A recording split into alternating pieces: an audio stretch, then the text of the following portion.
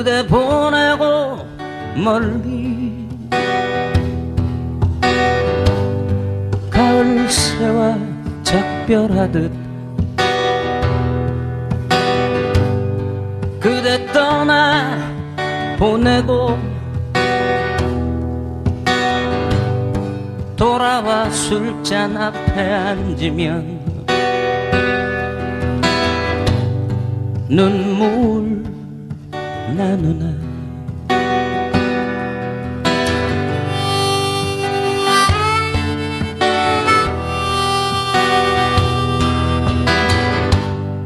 그대 보내고 아주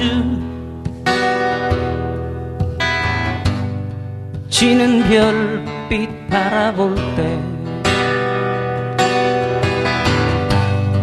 눈에 흘러 내리는 못다한 말들 그 아픈 사랑 지울 수 있을까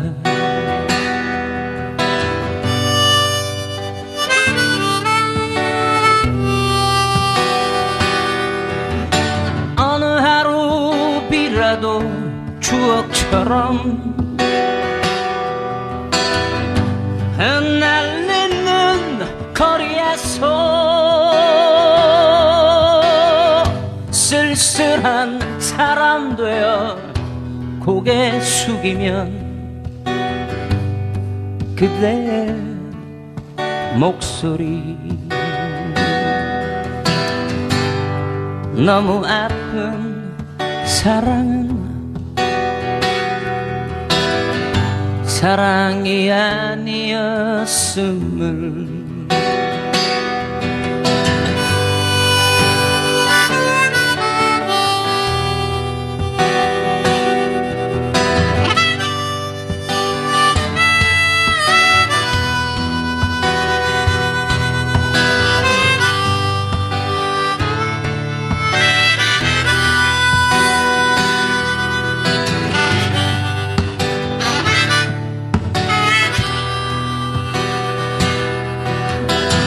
어느 하루 바람이 젖은 어깨 스치며 지나가고 내 지친 시간들이 창에 어리면 그대 미워져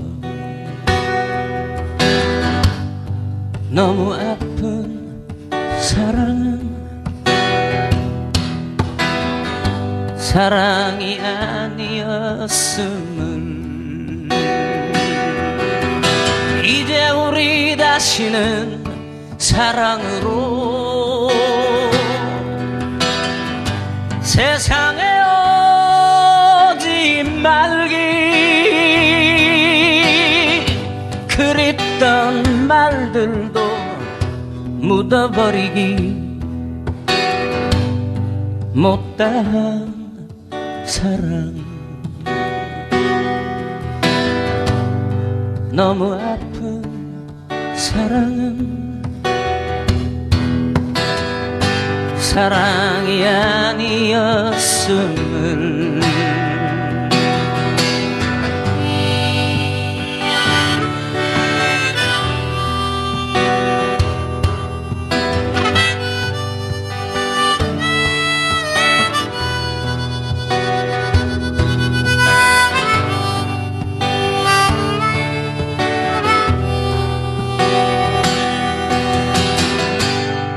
너무 아픈 사랑 사랑이 아니었음을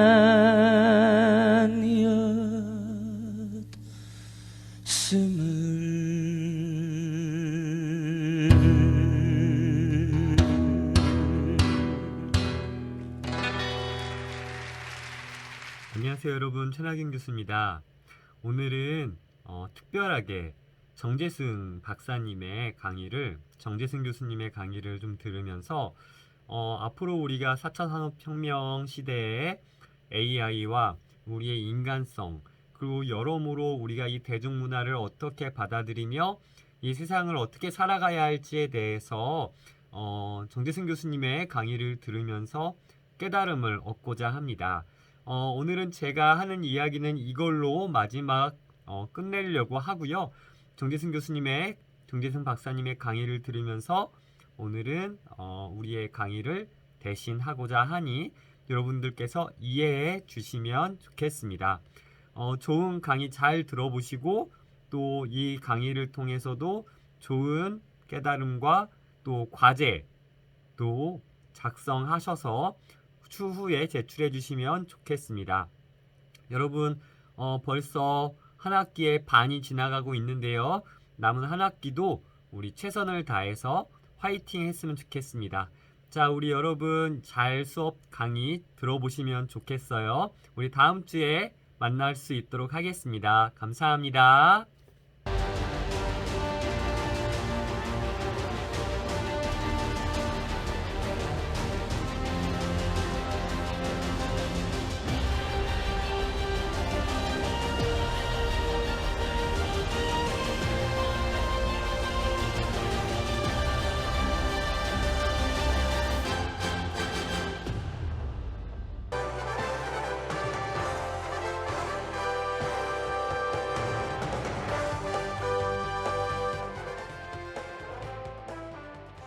안녕하세요. 카이스트 정재승입니다. 저는 뇌를 연구하는 물리학자입니다. 뇌가 갖고 있는 여러 기능 중에서 제가 하는 연구는 사람들이 의사결정, 선택을 할 때 어떤 일이 벌어지는가를 연구하고 있습니다. 제가 이렇게 과학을 콘서트처럼 즐기는 시대를 굉장히 옛날부터 꿈꿔왔습니다. 여기 과학을 문화로 즐기는, 그래서 이 자리에 오신, 이 자리를 선택하신 여러분들 진심으로 환영하고요. 알파고와 이세돌의 세기의 대국 덕분에 인공지능에 대한 관심이 부쩍 늘었습니다. 인공지능이 발달할 미래 사회에 과연 세상은 어떤 모습이 될지, 인공지능은 과연 인간의 지성을 따라잡을 수 있을지, 이런 질문들이 우리 사회에 쏟아지기 시작했는데요. 이 질문에 잘 대답하려면 인간 지성은 지금 현재 어디까지 와 있는가, 우리가 어떤 존재인가를 잘 알아야 이 질문에 답을 할 수 있습니다. 그래서 제가 오늘 여러분들께 어떤 이야기를 드릴지 간략하게 여러분들이 이해하실 수 있는 동영상을 한번 만들어 봤습니다. 한번 시작을 해볼까요? 여러분들이 보시는 이 왼쪽의 동영상은요, 올해 6월 재난이 일어났을 때 거기에 투입돼서 로봇이 무슨 일을 할 수 있는가 여러 가지 경쟁을 하는 미국 국방부가 캘리포니아 포모나라는 곳에서 열린 재난 로봇 경진 대회였습니다. 다시 말하면 올해 6월이니까 여러분들은 휴머노이드 로봇의 최전선을 지금 보고 계신 겁니다. 오른쪽에 있는 건 인간이 처음 어떻게 일어서서 걷고 한 1년쯤 됐을 때 아장아장 걷기 운동을 호모사피엔스가 하는가를 여러분들이 보고 있는 겁니다.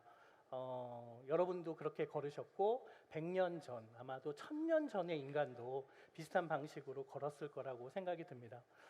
보면은 인간도 여지없이 넘어지고요, 굉장히 불안정하게 걷고 중심을 잘 못 잡는 모습들을 보이죠. 그러니까 옆에 보이는 로봇하고 크게 다르지 않아 보입니다. 근데 옆에 있는 로봇이 저런 방식으로 계속 넘어진다고 해서 1년 후에 이제 잘 걷는 건 아닙니다. 옆에 있는 로봇과 그 옆에 우리 인간은 도대체 근본적으로 무엇이 다르길래 우리는 저런 실수를 통해서 우리 뇌 안에서 큰 변화들을 겪으면서 제대로 걷는 법을 배우고, 심지어는 더 나아가서 걸으면서 말을 하고 다른 사람의 눈치를 보면서 그 사람의 감정을 읽고 그러면서 중요한 의사결정까지 하는지, 이 과정들이 도대체 근본적으로 인간은 인공지능 또 로봇과 무엇이 다른지를 오늘 말씀드리려고 하는 겁니다. 인공지능은 잘 하는데 우리가 잘 못하는 부분이 있다면 우리는 그걸 적극적으로 활용해야 되겠고요. 아직 인공지능이 우리를 따라오지 못하고 있는 부분이 있다면 그 부분들을 우리가 좀 더 발전시켜 나가면서 인공지능을 잘 활용해서 시너지를 내는 게 미래 사회에서 우리가 중요한 사회적 가치를 만들어내는 방법이겠죠. 근데 사실 근본적으로 인공지능과 컴퓨터 그리고 인간은 아주 다릅니다. 왜 이 차이가 생겼냐 하면 그것이 컴퓨터의 시작이 근본적으로 뇌와 다르기 때문입니다. 이 컴퓨터라는 개념은 잘 아시다시피 알렌 튜링이라는 영국의 수학자가 생각해낸 개념입니다. 아주 놀라운 개념인데요. 여러분들은 컴퓨터가 너무 일상적이어서 이게 무슨 특이한 개념일까 싶지만 컴퓨터가 등장하기 이전까지는 세상의 모든 장치들은 이것이 무엇에 쓰는 물건입니까? 라고 물어보면 그 기능을 우리가 이야기할 수 있었습니다. 에어컨은 냉매를 통해서 실내의 공기를 조절하는 장치 이렇게. 근데 컴퓨터는 다릅니다. 컴퓨터는 뭘 하는 물건입니까? 라고 했을 때 한 가지 기능을 말할 수가 없습니다. 여러분들은 컴퓨터는 계산하는 거 아닌가 생각하시겠지만 이 중에 컴퓨터로 계산하시는 분 계세요? 예. 우리가 계산 빼고 대부분의 일들을 컴퓨터로 하죠. 예. 무슨 얘기냐 하면 컴퓨터는 알렌 튜링이 생각한 건 숫자와 언어라는 심볼로 우리가 알고리즘으로 구현할 수 있는 모든 일을 다 수행하는 아주 범용의 장치를 생각해낼 수 있다는 걸 처음으로 제안한 겁니다. 마치 인간의 뇌처럼요. 그렇기 때문에 이것의 핵심은 숫자와 언어로 알고리즘화 되어야 되는 거죠. 지금 여러분들이 보시는 이 컴퓨터의 모습이 알렌 튜링이 생각했던 최초의 컴퓨터입니다. 근데 반면에 인간의 뇌는 지금 하고 있는 일들이 숫자로 과연 표현 가능할까? 알고리즘으로 표현 가능할까? 잘 모르겠습니다. 우리가 정답을 잘 모릅니다. 예를 들면 컴퓨터 인공지능에게 소금 적당히 쳐 할 때 컴퓨터 못 알아들어요. 적당히가 어느 정도인지. 예. 적당히를 계산해야 됩니다. 예. 그것 좀 대충 해. 굉장히 괴로워합니다. 대충 하려면 어떻게 해야 되는 건지, 사람들이 대충 한다고 했을 때 어느 정도인지를 관찰한 다음에 숫자로 표현해서 그 정도만큼 하는 걸 대충이라고 정의할 수밖에 없는, 그러니까 기본적으로 우리가 숫자와 언어로 표현하지 않는 방식으로 사고하는 것을 과연 컴퓨터가 숫자와 언어라는 방식으로 모두 다 전환 가능한가 하는 게 이제 컴퓨터와 인간의 뇌를 비교하는 핵심이 되는 거죠. 구조 측면에서도 굉장히 다릅니다.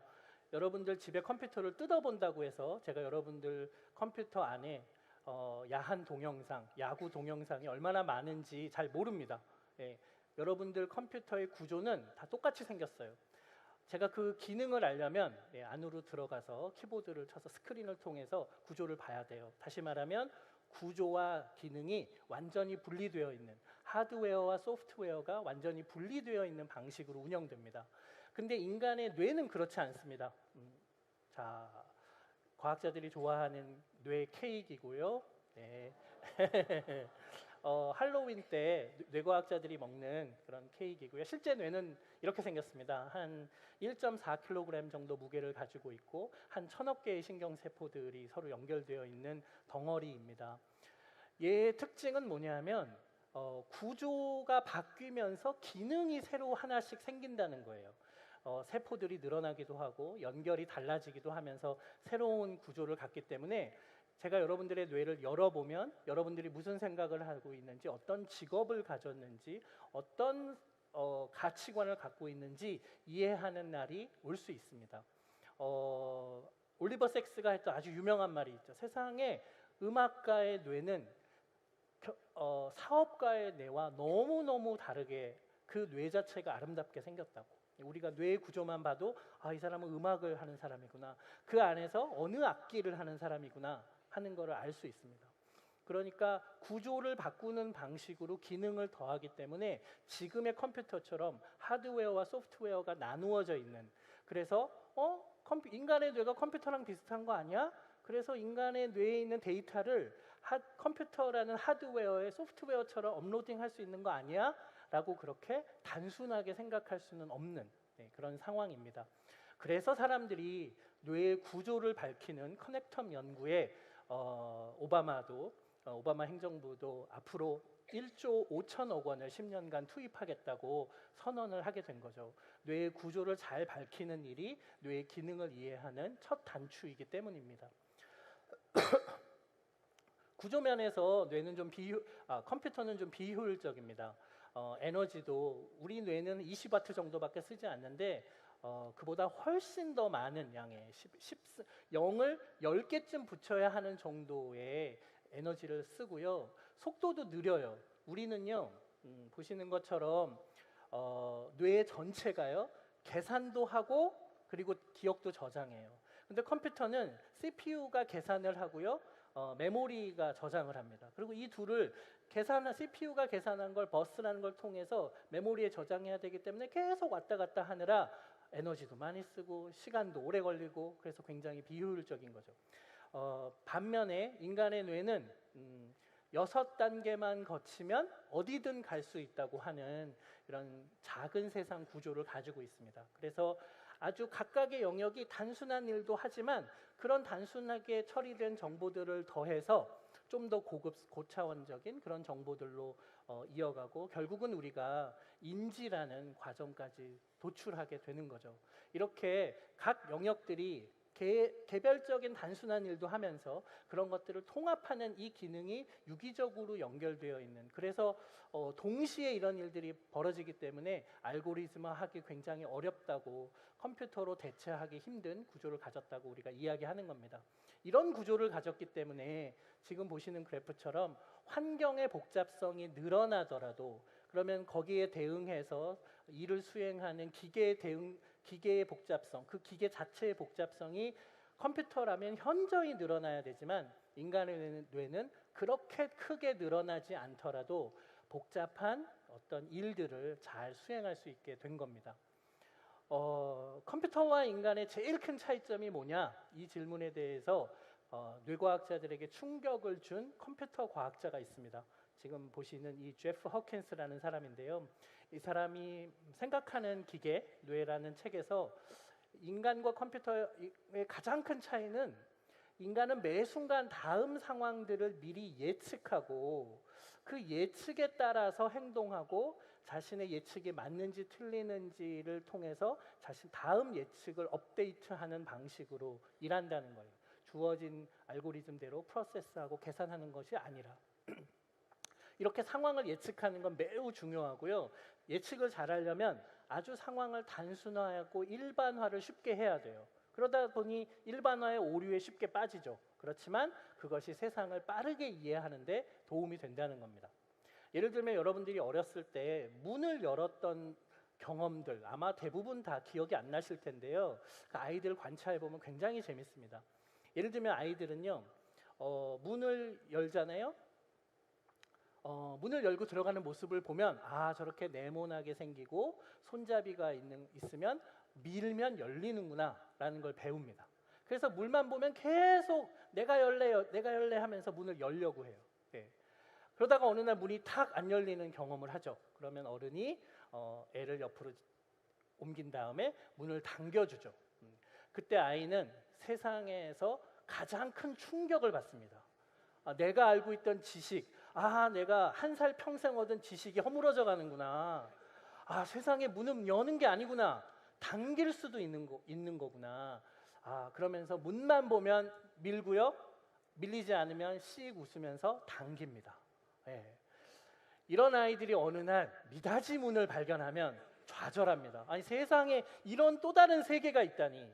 자, 그런 아이들이 보기에 지금 보시는 것 같은 이렇게 폴드형, 이렇게 열면 문이 접히는 이런 문들 보면 얼마나 충격받겠습니까? 세상을 볼 때마다 자기가 경험한 게 세상의 전부라고 생각하고 그걸 가지고 쉽게 세상을 일반화하고 하는 오류를 사실은 여러분도, 우리 모두, 우리 어른들도 다 그런 오류를 범해요. 그래서 마치 자신의 경험이 세상의 전부인 양 내가 그거 해봤는데 말이지 그거 이렇게 하면 돼 라고 쉽게 얘기하고 요즘 젊은이들은 말이야 라고 하면서 30년 전 자신이 젊은이들이었을 때 경험들을 젊은이들에게 꼰대처럼 이야기하는 겁니다. 이것이 물론 세상에 굉장히 많은 오류를 빠지게 만들지만 세상을 빨리 이해하게 하는데도 굉장히 도움이 돼요. 자, 보세요. 지금 보시는 이 사진들은요, 페이스북이 인공지능을 통해서 굉장히 정교하게 분석을 해서 태그를 잘 다는데 그럼에도 불구하고 쉽게 오류에 빠지는 예입니다. 치와와와 머핀 여러분들은 잘 구별할 수 있습니까? 네, 정말이죠. 잘 구별되죠? 네. 고양이와 아이스크림 잘 구별됩니까? 네. 여러분들이 지금 저렇게 생긴 머핀을 인생에서 본 적이 있습니까? 없죠. 사실 저렇게 생긴 아이스크림 본 적 없죠. 본 적 없고 우리가 사실 경험했던 치와와의 수, 고양이의 수는 굉장히 제한적이에요. 그렇지만 우리는 그렇게 제한적인 데이터만으로도 치와와 머핀을 또 고양이와 아이스크림을 굉장히 잘 구별합니다. 얼핏 보시면 헷갈릴 수 있지만 저 안에는 개와 인간이 같이 있고요.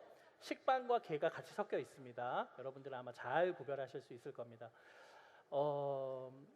여러분들이 그러니까 요즘 이제 인공지능이 굉장히 좋은 결과물들을 내는 건 크게 두 가지 이유 때문인데 하나는 인공지능이 뇌를 닮아가기 시작했다는 거고요. 또 하나는 빅데이터가 가능해졌다는 거예요. 빅데이터를 분석하게 되면서 인공지능의 성능이 현저히 좋아졌습니다. 이거는 뭘 얘기하는 거냐 하면 아직 인공지능이 인간의 뇌를 따라오려면 멀었다는 걸 보여주는 단적인 예입니다. 인간의 뇌를 비슷하게 흉내만 내도 갑자기 성능이 좋아지고요. 인간은 스몰 데이터로 몇 개 안 되는 이거 엄마가 얘야, 이분이 여자야, 이분은 남자야, 몇 명만 가르쳐줘도 우리는 아프리카, 미국, 유럽의 남녀를 굉장히 잘 구별해요. 자, 이건 개고, 이건 고양이야. 몇 마리만 알려줘도 우리는 개와 고양이를, 개와 머핀을, 사람과 개를, 고양이와 아이스크림을 굉장히 잘 구별하는 거예요. 근데 인공지능은 빅데이터가 필요할 만큼 아직은 알고리즘이 부족하다는 겁니다. 그런데 다행히도 지금 페이스북에만 들어가도 개 사진이 100만 장이 넘거든요. 빅데이터가 가능해진 거예요. 그러니까 빅데이터를 넣어줄 수 있기 때문에 인공지능이 인간만큼 개와 고양이를 분별해내는 학습 능력이 좋아졌다는 그런 의미입니다. 인간은요 한 번에 그냥 상황을 이해해요. 그래서 이제 원샷 러닝이라고 하는데 예를 들면 저는 이렇게 인간이 어떻게 원샷 러닝을 하느냐 한 번의 상황을 그냥 쫙 이해해버리는 이런 능력들을 우리가 잘 이해하면 인공지능도 빅데이터 없이도 언젠가는 인간 비슷하게 사고하는 날이 오지 않을까 그런 생각들을 하고 있는 거죠. 인간은 매뉴얼화 되어 있는 일을 잘 따라하는 이른바 익스플로이테이션이라고 부르는 지식의 활용 측면에서는 아마 인공지능을 따라가기 어려울 겁니다. 그런데 익스플로레이션, 무슨 일을 해야 될지 여러 가능성을 탐색하는 행위는 우리가 훨씬 더 잘합니다. 물론 인공지능에게도 하라고 하면 그들이 할 수 있겠죠. 그렇지만 어떤 방법이 적절한지를 매 순간 판단하는 그 가치 체계를 그들이 가지고 있지 않습니다. 그러니까 우리보다 그 탐색의 과정이 훨씬 비효율적인 거죠. 인공지능은 우리가 준 문제를 굉장히 빠르게 잘 풀지만 문제 자체를 내는 데는 아직은 속수무책입니다. 인공지능이 아주 좋은 문제를 낸 예는 잘 없습니다. 기존에 있는 문제들을 보고 숫자만 바꾸는 정도의 변형이 아니라 진짜 중요한 문제가 무엇인지를 찾으려면 세상을 판단하는 가치 체계가 있어야 되고요. 그 안에서 매 순간 미적 판단 체계, 도덕적 판단 체계, 지적 판단 체계를 갖고 있어야 되는데 아직은 인공지능이 그런 능력이 부족하죠. 인공지능한테 데이터를 많이 주고요. 그 데이터를 변형해서 좋은 결과물을 내라고 하면 어쩌면 우리보다 더 잘할 겁니다.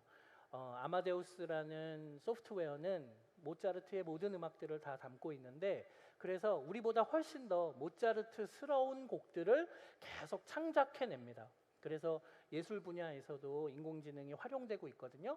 근데 인공지능 작곡가에게 바흐에서부터 쉔베르크에 이르기까지 모든 작곡가의 음악을 다 넣어준 다음에 이 내가 넣어준 음악과는 다른 새로운 미적 가치를 추구하는 음악을 만들어 봐라 하면은 그런 일은 잘 못합니다.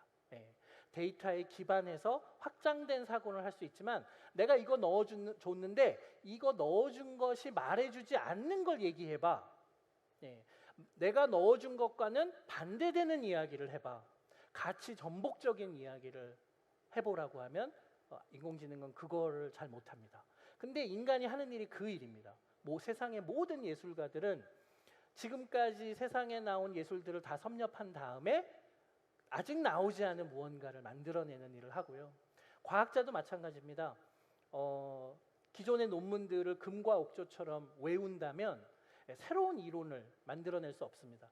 여기에 뭐가 잘못됐는지 비판적으로 사고하고 그 구멍을 찾는 일, 데이터에 기반하지 않는 가치 전복적인 사고를 하는 일을 인간은 잘 하는 거죠. 저는 이런 기능들이 앞으로 인간이 인공지능 사회에서 더 중요한 이런 기능들이 뛰어난 학생들이 뛰어난 젊은이들이 세상에 아주 중요한 역할을 할 거라고 생각이 들어요.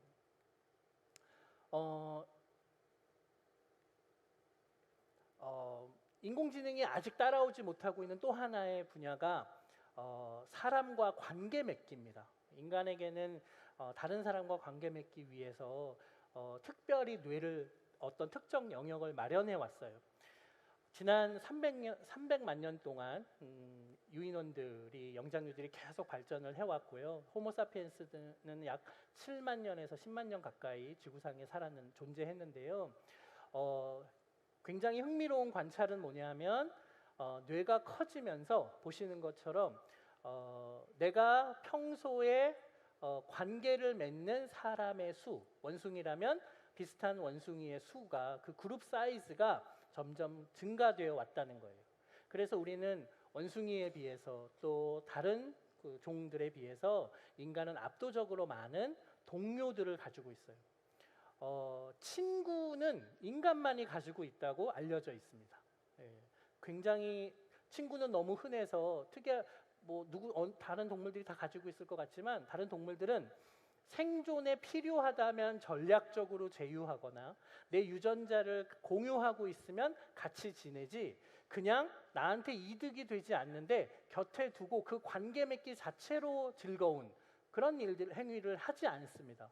그런 면에서 보자면 인간은 왜 친구를 두느냐 그건 굉장히 흥미로운 연구 질문이고요. 로빈 덤바라는 학자에 따르면 인간은 한 150명 정도 그 주변의 사람들과 교류를 한다고 해요. 그러니까 여러분들이 한번 생각해 보세요. 내 친구가 주변에 몇 명인가? 한 70명 정도 된다 하면 나는 지금 아직 원숭이 수준이구나 이렇게 생각해 보시면 되는 거죠. 인간관계를 좀 넓혀야 되겠다 이렇게 생각해 보실 필요가 있어요. 왜냐하면 사실은 인간관계를 넓힌다는 게 굉장히 머리가 아픈 일입니다. 머리를 많이 써야 되는 일입니다. 다른 사람과 대화할 때 챙겨야 될 그 사람의 과거의 기록, 대화들을 다 기억하고 있어야 되고요. 그 사람의 감정을 잘 읽어야 되고요. 갈등이 생기면 그걸 잘 풀어야 되고요. 이게 보통 복잡한 일이 아닙니다. 보통 흔히들 저한테 화투 치면 치매 예방에 도움이 됩니까? 이런 질문 되게 많이 하시거든요. 냉정하게 얘기하면 화투 친다고 치매 예방에 도움이 되지 않아요. 그런다는 과학적 근거가 없습니다. 화투 많이 치시면 화투 잘 치는 치매 환자가 됩니다. 그런데 화투를 쳤을 때 치매 예방에 도움이 되는 근거를 굳이 찾자면 화투를 치기 위해서 누군가와 어울려야 되고요. 대판 싸우고 판을 엎고 나서도 다음 날 우리 또 치자. 왜 그래? 풀어야 되고요. 그래서 나이가 들어도 계속 관계 맺기를 게을리할 수 없거든요. 나이가 들어서 배우자가 사망해서 우울증에 빠지는 것이 치매로 가는 길 중에 하나입니다. 그런 면에서 보자면 사회적 관계를 맺기 위한 여러 활동들 그런 것들은 어쩌면 치매 예방에 도움이 될지도 모르는 거죠.